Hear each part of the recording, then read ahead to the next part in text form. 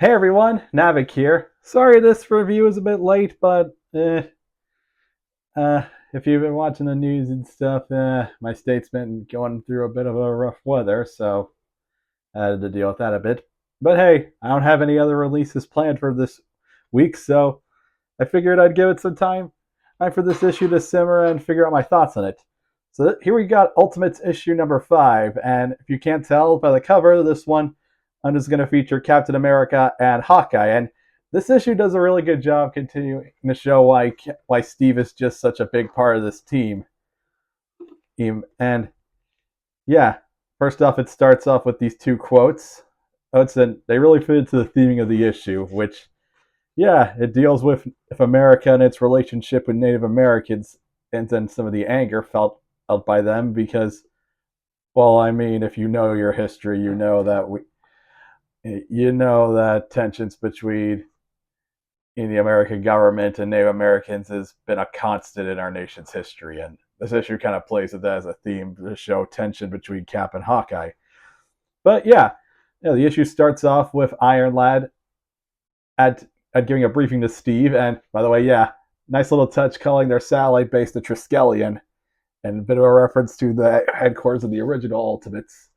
But yeah, Iron Lad basically he tells Cap about someone who's been using in the special arrows to basically attack Roxxon on various plants and stuff. Because if you recall in issue 1, on Tony's first plan to create the Ultimates was basically send a bunch of superhero equipment and back to the past to create an army of superheroes in the present. One of them being Hawkeye. For some reasons we don't still know, Clint rejected it, but someone else took the bow. Oh, an arrow. Oh, Iron Lad's been busy with a bunch of stuff, fixing the Gamma Island and rebuilding the Human Torch. Really excited to see Jim in future issues. And he also says as he doesn't trust this new person and with the Hawkeye equipment because as their heroism score was in the bottle sent for percentile and they were on the villain potential index.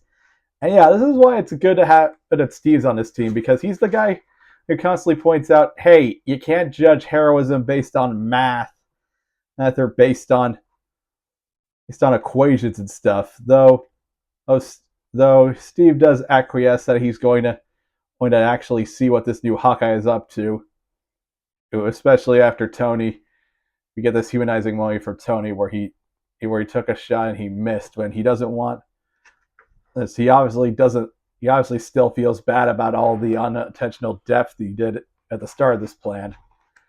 And yeah, most of the issue is a fight at a Roxxon refinery between Cap and the new Hawkeye. The new Hawkeye being Charlie Ramsey, or Charlie Hawkeye as they call themselves.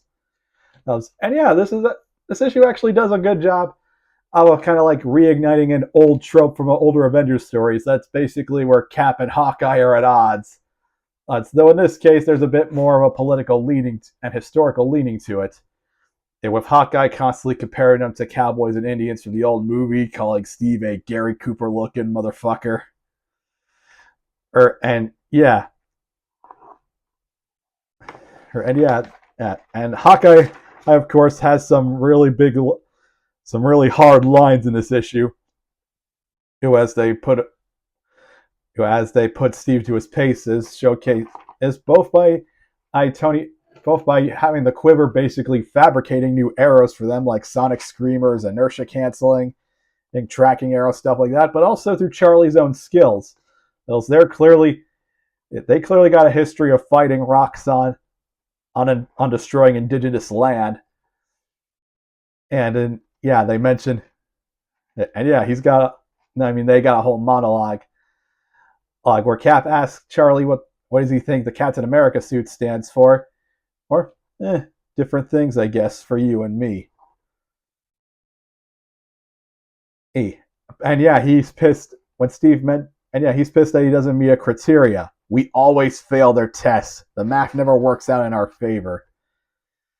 And yeah, we got some. This issue is like the last few issues have been in a more character focused than action focused, but this issue really shows was that Fergelli Ellie can do some really cool kinetic action, and we got these little moments where that's where you get a zoom in to see specifically what arrow Hawkeye is using at this time. In this case, cluster bomb. We see and some cool like sequences showing Cap's athleticism and skill.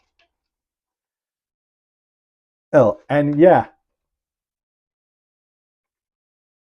Oh, and yeah, Charlie gives a whole monologue about how they saw how they oversaw Tony's message to Clint and stuff, and he decided to just take it for his own, even though they weren't the intended target. Okay, again, real sorry. Real sorry for the constant slip up. This is the first book I've done that features there is a gender non-binary character or a two-spirit character. So yeah, just forgive this like guy's growing pains. But yeah, Charlie ends up basically giving Cap the riot act saying why he's doing this, and Steve, you can tell that he's just testing Charlie at this point. And again, Charlie has some really good lines. I like this particular bit. Visions are about the messenger or even the message. They're about the receiver. I don't care if I had to dig my destiny out of a dumpster. It's still mine. And yeah, the fight ends when a Roxxon cleanup mercenary group who comes along. And of course, this was just Cap. This whole fight was just Cap testing Charlie because he wanted to see if they were up for the role of being a superhero and part of the Ultimates themselves. It's for himself instead of relying on Tony's algorithm and superhero index and stuff. And yeah, as you guys can see, whenever Captain America and Hawkeye fight side by side, they make one hell of a team.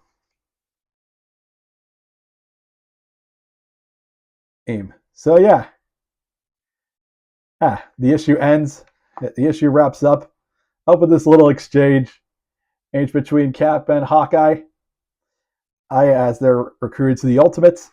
And of course we get some foreshadowing for the finale of this arc that's going to come next issue. The Hulk is pissed. So instead of just going after the Ultimates one by one, he's just going to wipe them all out at once. So yeah, that's Ultimates issue 5. The series still continues to be good, but this one is not as quite as hard. This issue was not quite as emotional as the previous issue 4, but it's also still as hard hitting. Still's got that really cool political, commentary tone that Dennis Camp did so well with 20th Century Men. And the art, especially for this issue, was really good.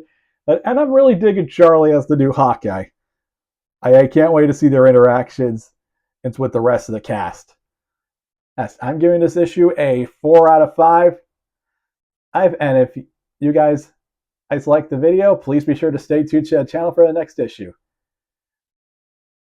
And well, October and November is basically when a bunch of the series I've been playing into reviews start to come out. I hope to see you then.